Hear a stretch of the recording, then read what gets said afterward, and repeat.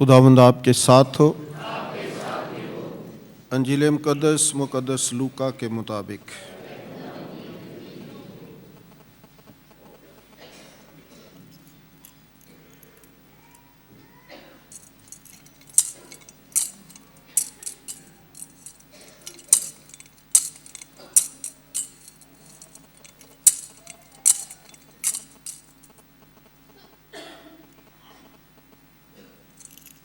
مقدس لوکا رسول کی انجیل اس کا 5واں باب۔ اس وقت یسوع اپنے 12 شاگردوں کے ساتھ اتر کر میدان میں کھڑا ہوا، اور وہاں اس کے شاگردوں کی بڑی جماعت اور یہودیہ اور یروشلم اور سور اور صدون کے ساحل سے لوگوں کا بڑا ہجوم بھی تھا۔ تب اس نے اپنے شاگردوں پر نظر کر کے کہا کہ مبارک ہو تم جو غریب ہو، کیونکہ خدا کی بادشاہی تمہاری ہے۔ مبارک ہو تم جو اب بھوکے ہو، کیونکہ سیر کیے جاؤ گے۔ مبارک ہو تم جو اب روتے ہو، کیونکہ ہنسو گے۔ مبارک ہو تم جو اب ابن انسان کی خاطر لوگ تم سے کینہ رکھیں اور تمہیں خارج کر دیں اور ملامت کریں، اور تمہارا نام بڑا جان کر کاٹ ڈالیں۔ اس دن خوش ہو اور شادمانی کرو، کیونکہ دیکھو آسمان پر تمہارا اجر بڑا ہے، کیونکہ ان کے باپ دادا انبیاء کے ساتھ بھی ایسا ہی کیا کرتے تھے۔ مگر افسوس تم پر جو دولت مند ہو، کیونکہ تم اپنی تسلی پا چکے۔ افسوس تم پر جو اب سیر ہو، کیونکہ تم بھوکے رہو گے۔ افسوس تم پر جو اب ہنستے ہو، کیونکہ ماتم کرو گے اور رو گے۔ افسوس تم پر جب لوگ تمہیں بھلا کہیں، کیونکہ ان کے باپ دادا جھوٹے انبیاء کے ساتھ بھی ایسا ہی کیا کرتے تھے۔ انجیل جلیل کے وسیلے سے ہم سب کی خطائیں معاف کی جائیں۔ خداوند یسوع المسیح میں میرے عزیز بھائی اور بہنوں، تعارف میں آپ نے سنا ہے کہ آج ہم سال کے دوران چھٹے عام اتوار کی پاک عبادت میں شامل ہیں۔ آج کی تینوں تلاوتوں کا مرکزی نقطہ، موضوع، ٹاپک خدا کی پاک ذات پر بھروسہ کرنا اور اسی کے سامنے جھکنا اور اسی سے ہی سب کچھ حاصل کرنا۔ آج کی پہلی تلاوت جو ارمیا نبی کے صحیفے میں سے آپ نے سنی ہے، بہت بڑا نبی، بڑی قداور شخصیت اور خوبصورت باتیں کرتا ہے، خوبصورت الہام پیش کرتا ہے، اور آج وہ کہتا ہے کہ ملعون ہے وہ آدمی جو انسان پر بھروسہ رکھتا ہے۔ بڑا سخت لفظ استعمال کیا گیا ہے۔ کسی کو ملعون کہنا ایک سخت زبان ہے، سخت لفظ ہے جو یقیناً برا محسوس ہوتا ہے، لیکن خدا کے کلام میں ہمیں سمجھانے کے لیے، ہمیں بتانے کے لیے، ہمیں سکھانے کے لیے کہ کس قدر جب ہم خدا کی پاک ذات کو اپنی زندگی سے نکال دیتے ہیں تو خدا ہمارے بارے میں کیا رائے رکھتا ہے، کیا خیال کرتا ہے۔ وہ کہتا ہے کہ ملعون ہے وہ آدمی جو انسان پر بھروسہ رکھتا ہے۔ آج کی اس پاک تلاوت کے 2 حصے ہیں۔ ایک میں آدمی کی بات کی گئی ہے، انسان کی بات کی گئی ہے، اور دوسرے حصے میں خدا کی پاک ذات کے بارے میں بتایا گیا ہے کہ اگر ہم صرف اور صرف انسانوں پر بھروسہ رکھتے ہیں تو اس کا مطلب ہے کہ ہم اپنی زندگی سے خدا کی پاک ذات کو نکال دیتے ہیں۔ ہمیں خدا کی ضرورت نہیں ہے، یا ہم خدا کی پاک ذات کو اس کی ضرورت کو محسوس نہیں کرتے۔ ہم چاہتے ہیں کہ ہم اچھے ہیں، طاقت والے ہیں، قوت والے ہیں، ہمارے ساتھ انسانوں کا میل ملاپ ہے اور ہم انسانوں ہی سے سب کچھ حاصل کر سکتے ہیں۔ لیکن خدا کہتا ہے کہ ملعون ہے وہ آدمی جو انسان پر بھروسہ رکھتا ہے اور بشر کو اپنا زور بازو بناتا ہے۔ ہم اکثر دفعہ ہمارے کلچر میں یہ بات ہوتی ہے کہ جس کے زیادہ خاندان، ایک لمبا چوڑا خاندان ہو، اس میں بڑے افراد ہوں اور کافی بھائی ہوں، آگے ان کے بچے ہوں، تو وہ کہتے ہیں کہ میرے بھائی میرے بازو ہیں، یعنی میری قوت ہے، میری طاقت ہے، میرا انحصار ان پر ہے۔ تو جب ہم انسانوں پر بھروسہ رکھتے ہیں تو وہ آج ارمیا نبی فرماتے ہیں کہ بشر کو اپنا زور بازو بنانا اور جس کا دل خداوند سے پھر جاتا ہے وہ بیاباں کے رتما کی مانند ہوگا۔ جب ہم خدا کی پاک ذات کو اپنی زندگی سے نکال دیتے ہیں تو ہم خدا سے دور ہو جاتے ہیں اور ہماری زندگی بیابان کی طرح ہوتی ہے، صحرا کی طرح ہوتی ہے، جہاں کوئی سبزی یا سبزہ نہیں ہوتا، جہاں زندگی نہیں ہوتی۔ اور رتما وہ ایک درخت ہے جو کانٹے دار ہوتا ہے، جس کے پتے نکیلے ہوتے ہیں اور جو کسی کار آمد نہیں ہے، کسی ضرورت میں نہیں آ سکتا۔ تو ہم انسان اس کی مانند ہو جاتے ہیں۔ ہماری زندگی میں کوئی خوشی خوشحالی نہیں رہ سکتی جب ہم خدا سے دوری حاصل کرتے، جب ہم خدا کی ضرورت کو محسوس نہیں کرتے، جب ہم خدا سے کچھ مانگتے نہیں ہیں، جب ہم خدا پر بھروسہ نہیں رکھتے۔ صوفیہ کرام جو ہے، تصوف کی جو ساری تعلیم ہے وہ تقویٰ پر ہے۔ لفظ تقویٰ جو ہے کہ ٹوٹل ڈیپینڈنسی، اپنی سارا کچھ اس کے ہاتھ میں دے دینا اور کہنا کہ وہی پاک ذات ہے، وہی خدا ہے، وہی میرا خالق اور مالک ہے، وہی میری ساری ضرورتوں کو پورا کرنے والا ہے، وہی رحیم و کریم ہے، وہی ہر چیز میں میرا بھروسہ، یقین اور ایمان ہے۔ جب ہم اس بات کو اپنی زندگی کا حصہ بنا دیتے ہیں کہ فلی طور پر اور کلی طور پر اپنی زندگی کو اس کے ہاتھوں میں دے دینا۔ اس کی خوبصورت مثال مقدسہ مریم کی ہے کہ وہ کہتی ہے کہ اس نے پست حالوں پر رحم کیا ہے۔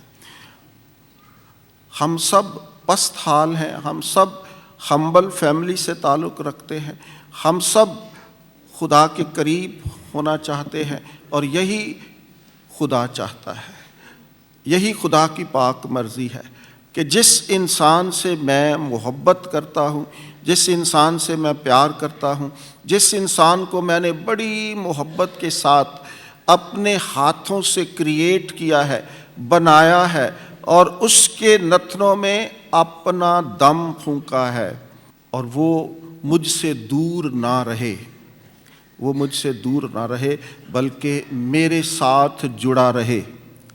جب ہم خدا کے ساتھ جڑتے ہیں، جب ہم خدا سے مانگتے ہیں، جب ہم خدا کے محتاج ہوتے ہیں، جب ہم خدا پر ڈیپینڈ کرتے ہیں، جب ہم خدا ہی کو اپنی زندگی کا مرکز اور محور جان لیتے ہیں، تو پھر خدا ہماری زندگیوں میں خوشحالی، بحالی اور ترقی لاتا ہے۔ لکھا ہے کہ وہ شخص بیاباں میں رتما کی مانند ہوگا جو نیکی کی آمد محسوس نہیں کرتا بلکہ صحرا کی خشک جگہوں اور شورازار اور غیر آباد زمین میں رہتا ہے۔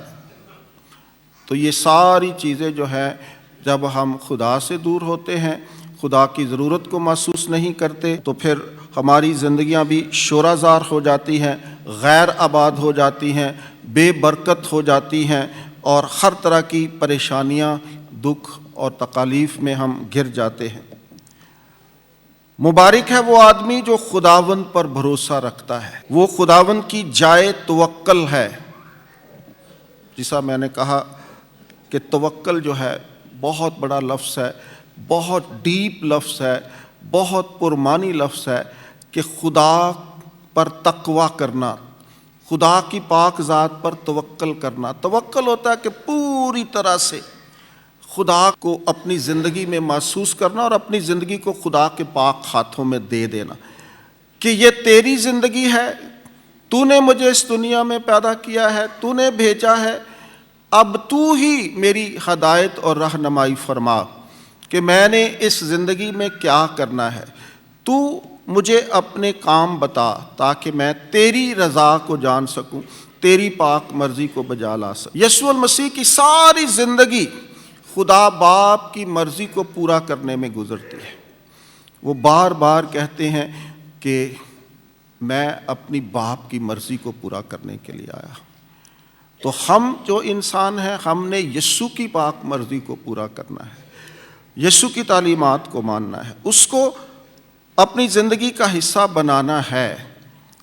جب تک ہماری زندگی میں وہ نظر نہیں آتا اس وقت تک ہماری زندگی ادھوری ہے، غیر آباد ہے، شورازار ہے، خشک ہے، ہریالی نہیں ہے، سبزہ زار نہیں ہے، کوئی اس کا کوئی ٹیسٹ نہیں ہے۔ تو اس لیے خدا کی پاک ذات کو ہمیشہ اپنی زندگی کا حصہ بنانا ہی ایک مسیحی مومن کا حق ہے اور فرض ہے اور نصب العین ہے۔ مبارک ہے وہ آدمی جو خداوند پر بھروسہ رکھتا ہے اور خداوند جس کی جائے توکل ہے، اور وہ اس درخت کی مانند ہوگا جو پانی کے کنارے لگایا گیا، جو اپنی جڑیں تری میں پھیلاتا ہے اور جب گرمی آئے تو محسوس نہیں کرتا، بلکہ اس کے پتے سبز رہتے ہیں اور خشک سالی میں اسے کچھ فکر نہیں اور پھل لانے سے نہیں تھمتا۔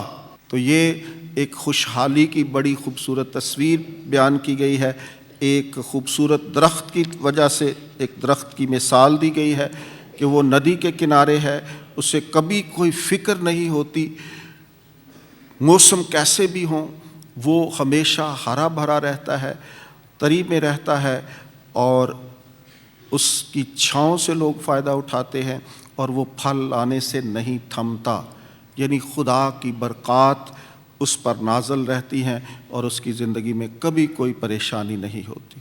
تو خدا کی پاک ذات کو اپنی زندگی کا حصہ بنانا اور خدا پر اپنا توکل رکھنا، خدا پر بھروسہ رکھنا اور خدا ہی سے حاصل کرنا، کہنا کہ اے خدا تو ہی میرا خالق اور مالک ہے، میں تیری پاک ذات پر بھروسہ کرتا ہوں۔ آج کے اس دور میں ہم شاید خدا کو اتنا محسوس نہیں کرتے اور اسی لیے دنیا کے اندر بے شمار بے ثباتی ہے، بے شمار پریشانیاں ہیں، مسائل ہیں، کیونکہ ہم خدا سے دور ہوتے جا رہے ہیں۔ آج کی دوسری تلاوت میں بھی مقدس پالوس رسول اسی طرح کی بات کرتا ہے کہ اگر یسوع مردوں میں سے جی نہیں اٹھا تو ہم سب کا ایمان بے فائدہ ہے، کیونکہ وہ مردوں میں سے جی اٹھا ہے، یہی ہمارا ایمان ہے، یہ ہمارا ایمان کی بنیاد ہے کہ یسوع مردوں میں سے جی اٹھا ہے، اور اس لیے وہ زندگی کا بانی ہے، اس لیے وہ زندگی دیتا ہے، اس لیے وہ زندگی بانٹتا ہے، اس لیے اس کے پاس زندگی کی کثرت ہے۔ میں اس لیے آیا تاکہ لوگ زندگی پائیں، نہ صرف زندگی پائیں بلکہ کثرت کی زندگی پائیں۔ تو اس لیے ہمارا مرکز اور محور یسوع المسیح کی پاک ذات ہے، اور اس نے ہمیں بے شمار خوبصورت باتیں اور بے شمار برکات عطا کر رکھی ہیں۔ اگر مسیح نہیں جی اٹھا تو ہمارا ایمان بے فائدہ ہے اور تم اب تک اپنے گناہوں میں گرفتار ہو، بلکہ جو مسیح میں سو گئے ہیں وہ بھی ہلاک ہو گئے ہیں۔ اگر ہم صرف اس زندگی کے لیے مسیح میں امید رکھتے ہیں تو سب آدمیوں سے کم بخت ہیں۔ یہ بھی بڑا سخت لفظ استعمال کیا گیا ہے کہ اگر ہم صرف اس زندگی کو فوکس کر رہے ہیں، ہمارا سارا نقطہ نظر اس زندگی پر ہے، کھائیں پئیں عیش کریں، تو پھر ہم بڑے کم بخت ہیں۔ ہماری زندگی کا اصل مقصد جو ہے وہ اس کے بعد آنے والی زندگی ہے، جس کے لیے خداوند یسوع المسیح اس دنیا میں آئے، جس کے لیے وہ ہمیں تیار کر رہے ہیں، جس زندگی کے لیے، جس زندگی میں ہم نے قدم رکھنا ہے، تو اگر ہمارا سارا فوکس، ساری توجہ، سارا زور اس زندگی پر ہے کہ بس یہی سب کچھ ہے، تو پھر ہم بڑے کم بخت ہیں۔ ہمارا سفر اور ہے، ہماری زندگی کا مقصد کچھ اور ہے۔ ہم نے ہمیشہ کی زندگی کو حاصل کرنا ہے، اور وہ یسوع کی پاک ذات کے ساتھ جڑنے سے ہے، اس پر ڈیپینڈ کرنے سے ہے، اس پر ایمان لانے سے ہے، اس کو اپنا منجی ماننے سے ہے، اس کو اپنا ہادی ماننے سے ہے کہ وہی میری زندگی کا رہنما ہے، وہی میرا ہادی ہے، وہی میرا مرکز ہے، اور میرا دل اس کے ساتھ جڑا ہوا ہے، میں اسی کی وجہ سے ہوں۔ اگر یہ زندگی آپ جو بسر کر رہے ہیں وہ یسوع کی پاک ذات کے وسیلے سے ہے۔ پولس رسول کہتا ہے کہ ساری کائنات اسی کے وسیلے سے تخلیق کی گئی ہے، وہی مرکز اور محور ہے۔ ہر شخص، ہر ذرہ، ہر درخت، کائنات کی ہر چیز یسوع کے وسیلے سے ہے، اور ہر وہ انسان جس کو اس نے بنایا ہے وہ بھی اسی کی وجہ سے ہے۔ تو اگر وہ ہماری زندگی میں نہیں ہے تو یہ سارا کچھ بے معنی ہے، بے معنی ہے۔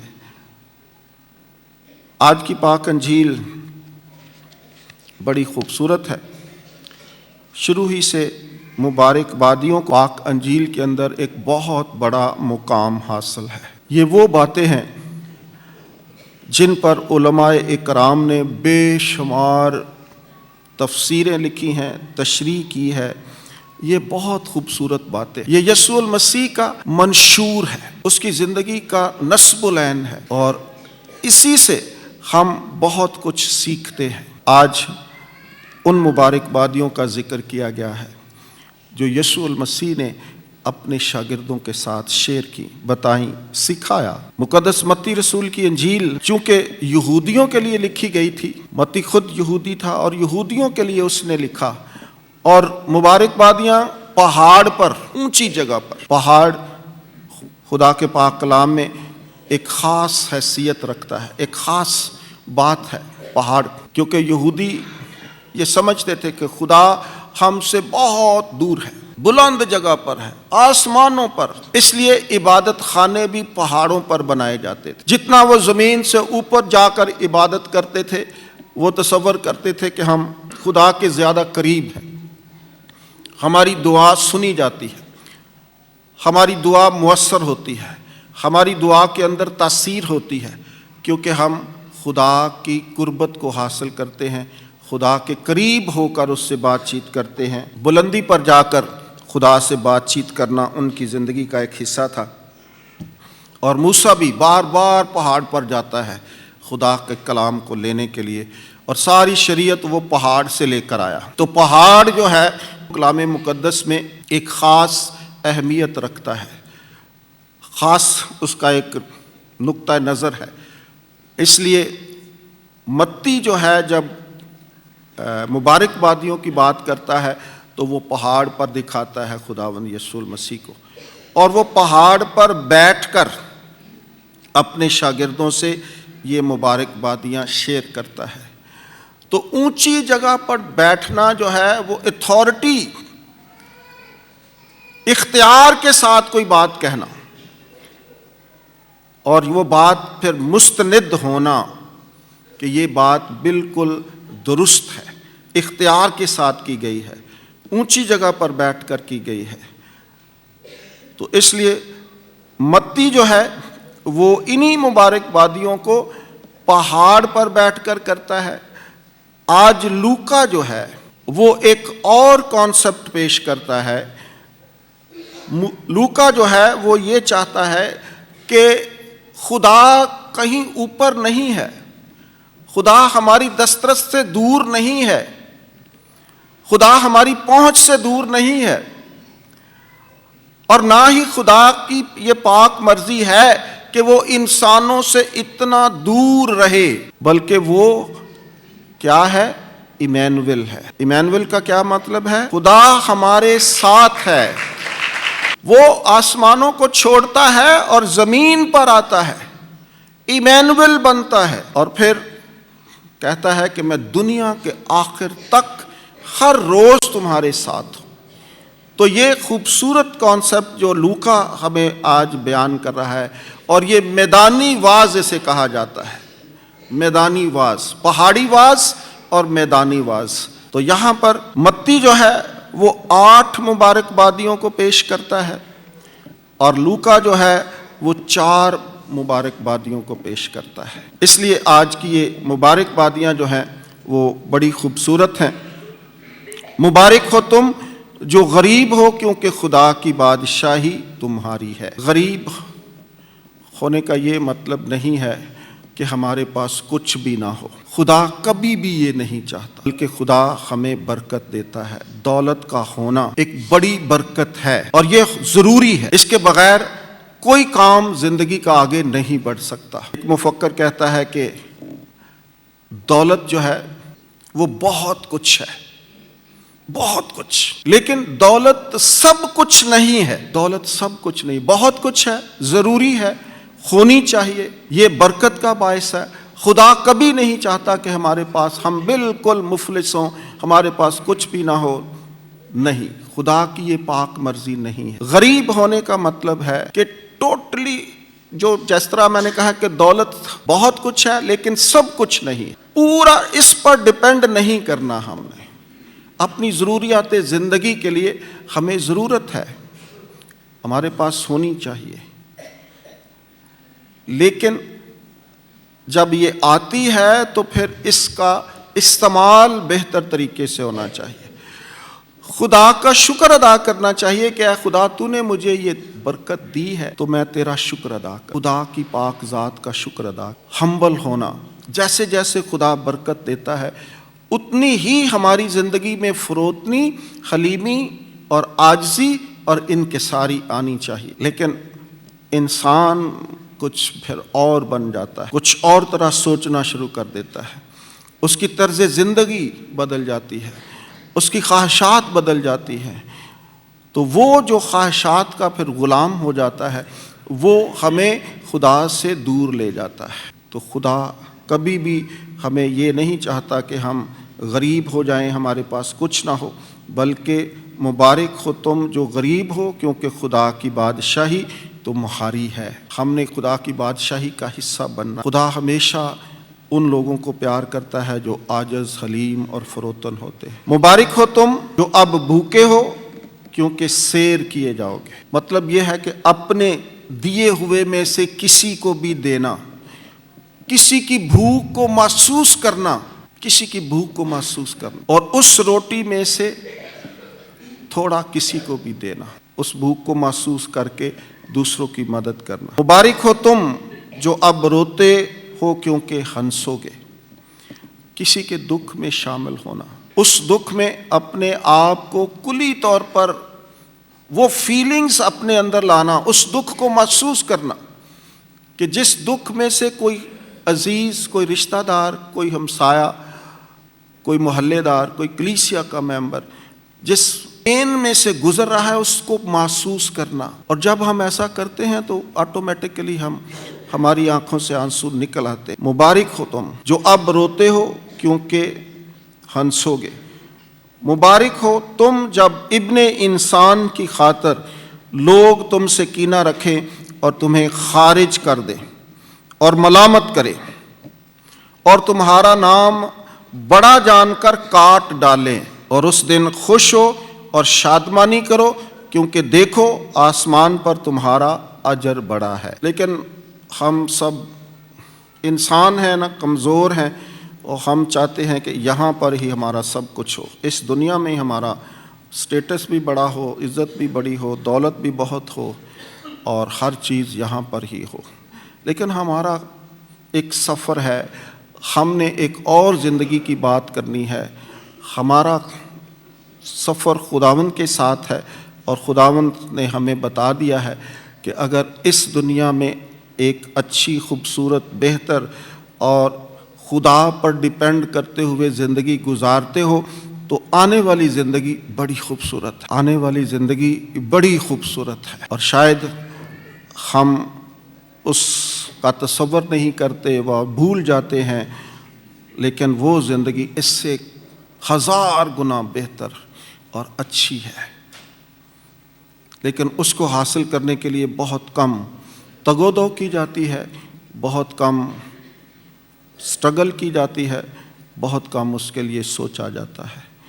ہم اس زندگی میں خوش رہنا چاہتے ہیں، اس زندگی کو انجوائے کرنا چاہتے ہیں، اس زندگی میں ہی ہم ہر چیز کو دیکھنا چاہتے ہیں۔ تو آئیں خداوند خدا سے دعا کریں کہ خدا ہم سب کو ایک اچھی، خوبصورت، بہتر اور خدا کے ساتھ جڑی ہوئی زندگی، خدا کے ساتھ جڑ کر ابھی میں جب آ رہا تھا تو ایک رکشے پر لکھا ہوا تھا، مبارک ہے وہ انسان جو خدا سے ڈرتا ہے۔ خدا کا خوف اب ختم ہوتا جا رہا ہے، خدا کا خوف ہماری زندگی میں قائم رہنا چاہیے، اور خاص طور پر مسیحی مومنوں کے اندر ہمیشہ خدا کا خوف، اور ہمیشہ اس خوف میں زندگی گزارنا ہی ہماری اصل زندگی ہے۔